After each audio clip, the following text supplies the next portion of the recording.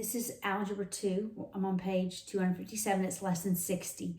Direct and inverse relationships. So let's just talk about relationships. If there is a direct relationship, then there's a positive correspondence between the x and the y. So as the x increases, the y is going to increase. So it's a positive slope. When two values are directly related, that means as one increases, the other one increases, okay? That's a direct relationship. An inverse relationship is like a negative slope. As it's two values are inversely related, or two concepts are inversely related, if as one increases, the other one decreases. All right? And we've used proportions, ratios set with an equal sign between them to really solve these. But now we're going to look at this as a linear function. All right? So the rule for direct relationships, direct variations, is that we can take any value, let's say boys, I've given you the example of boys and girls. Boys, and they are directly related to girls. So that says, as boys increase, so do the girls. And then we want to figure out by what ratio are they increasing, all right? And that's really like the slope. That's what we're looking at. It's the slope. We're going to call it a ratio because we're not necessarily going to put it on a line. We're just going to be given the information in a word problem. You're going to either know it's going to be a direct or an inverse relationship. And you'll know if it's direct, then we're multiplying that proportion, that ratio, times the other value to get to 1. All right, to get to the other one. All right. So let's just look at this. All right, if boys are 1, there are 3 girls. What if we increase the girls to 12? How many boys will we have? Well, more than, definitely more than 1, right? So normally we would write this as 1 over x, this representing boys, equals 3 over 12, this representing girls. And you can see that ratio, right? To get from 1 to 3, I multiply by 3. Or to get from 3 back to 1, I divide by 3. So you can already anticipate how many boys there are, right? Right? Do you know? I would divide 12 by 3, so there should be 4 boys. But now I'm going to write it a little different. Boys equal this k, that's going to be my ratio. I want you to think slope, right? Times girls. So we have to solve for the ratio first. What is that relationship? It really describes the relationship. So this is algebra. To solve for k, we divide by 3 on both sides. The value of k is 1/3. This is boys to girls. All right? Now, I don't know how many boys there are, but I'm going to use k. I know the number of boys equals the constant times the number of girls. So now girls has changed to 12. I know my ratio is 1/3.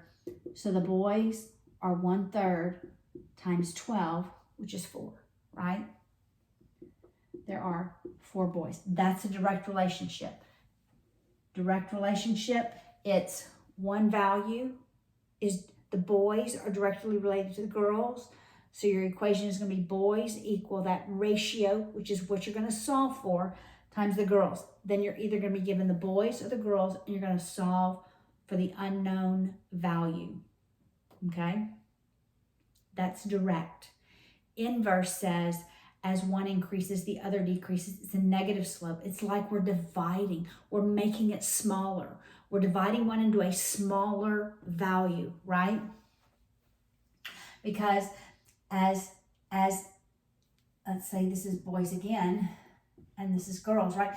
As the number of boys increase, what happens to the number of boys? We're dividing them down. There's the girls. There's fewer girls, right? All right, so when we have an inverse relationship, we're thinking a negative slope. We're thinking the line goes down, but we're also going to think we're going to do division. All right. So inverse says boys equals that ratio divided by the girls. All right, so let's use this point, which is 2, 6. All right, so the number of boys, 2 equals that ratio over the number of girls, which is 6. You know, we saw for K, right? It's K divided by 6. So then we multiply both sides by 6. The value of K is 12. All right, so we're going to take 12 divided by the number of girls to get the boys. All right, but let's go the other way. Let's suppose I know that the girls are going to be 3, and I don't know how many boys there are. I use the same formula. If boys vary indirectly to girls, then my girls is in the denominator. All right? So I don't know the number of boys, but I know my ratio is 12, and I know the number of girls is 3, so the number of boys is 4. Okay, what if I knew the number of boys, but didn't know the number of girls? Well, I would take the same, my ratio doesn't change because these are linear functions. The ratio doesn't change because they're linear, right? So the slope of a line never changes. So I want you to know that the way that they vary doesn't change, right? Okay. All right, so now let's suppose I don't know the number of girls, but I know the number of boys is going to be 4. And I know my ratio is 12, but I don't know the number of girls. Okay, remember when we have a proportion like this, remember what we can do. We can swap our extremes, right? All right, so I swap the 4 and the G. So that G is 12 divided by 4 or 3. So it doesn't matter which variable they give me, boys or girls. I can solve for either one. It's algebra, okay? I'm going to use the rules of algebra. All right, so direct is this equation. Its one value varies directly with some ratio to another value. All right, inverse is this equation. One value varies indirectly, so my ratio goes in the numerator. When it's indirectly, that other value goes in the denominator. Because this is though I'm making it smaller because my slope is negative, right? All right, so let's look at the examples in the textbook. All right, can you remember when they're directly varied? It's 1 equals the ratio times the other value, right? When it's inverse, 1 equals the ratio divided by the other value. Because we're making it smaller. We're dividing it into smaller increments. All right, top page 258, example 60.1. The number of boys in every classroom varies directly to the number of girls. We're varying directly not B. I'm thinking boys, varies directly. So boys varies directly to girls. I'm going to go ahead and write my equation. Now I'm just going to fill it in and solve, all right? In one room, there are 8 boys and 2 girls. 8 boys, 2 girls. If there are 5 girls in another room, if there are 5 girls, see, I just put girls in the 5. How many boys are in that room? Because they vary directly, I need to solve for the ratio. I use this equation to solve for the ratio. Then I plug it into this equation and I solve for the boys. All right.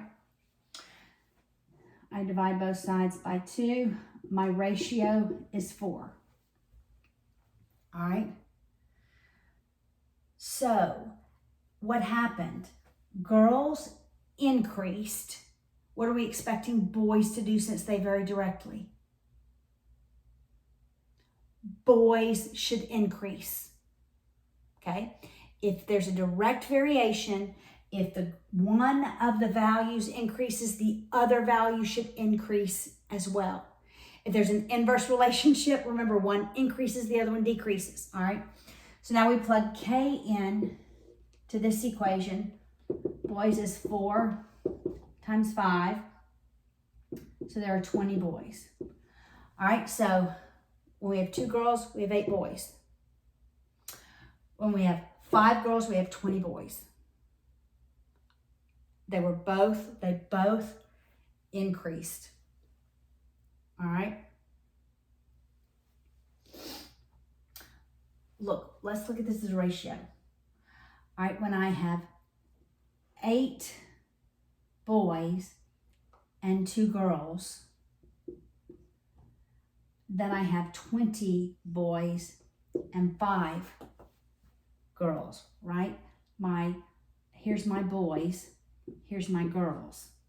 Those 2 ratios are equivalent. See how I can use a multiplier? Really, it's like the magnitude from geometry. It's a ratio, how they're related. Because both of these are divisible by 4, and that's 2/5. So your ratio should be the exact same.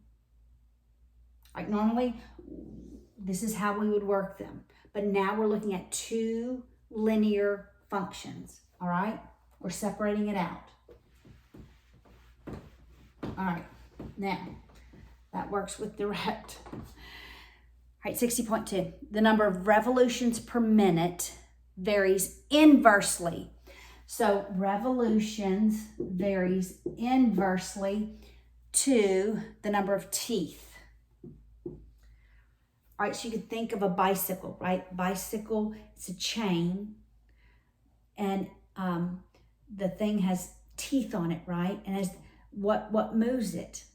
Those teeth as they go around, right? So what is it saying? It says there are more revolutions when there are fewer teeth.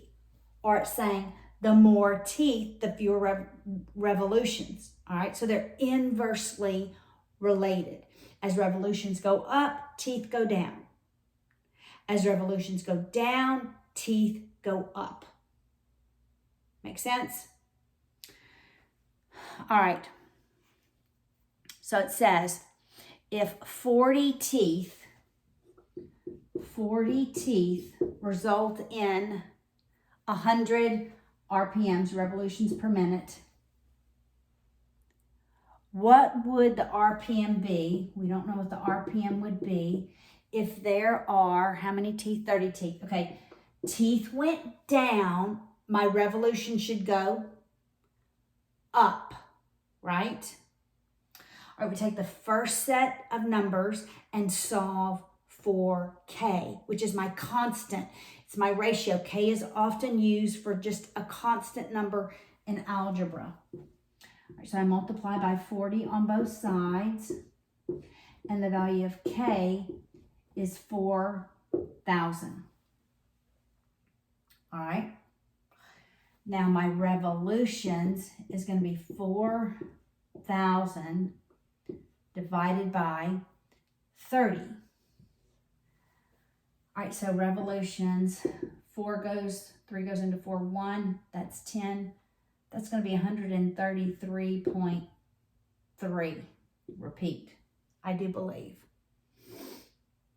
Yes, 133.3 repeat. Right, this is the same thing as 133 and 1/3. You know, at this level, we don't like to write mixed numbers. So this is how I would write that. All right, so did they actually go up? Yes, as my teeth went down, my revolutions went up. So we're engaging our brains to make sure that our numbers make sense, right? Don't just solve mindlessly. Make sure your answer is logical. All right, look at 60.3.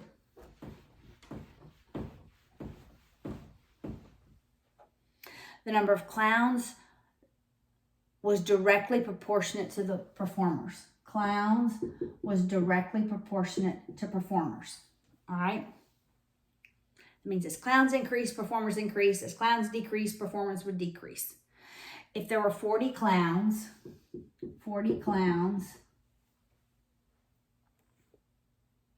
when there were 20,000 performers,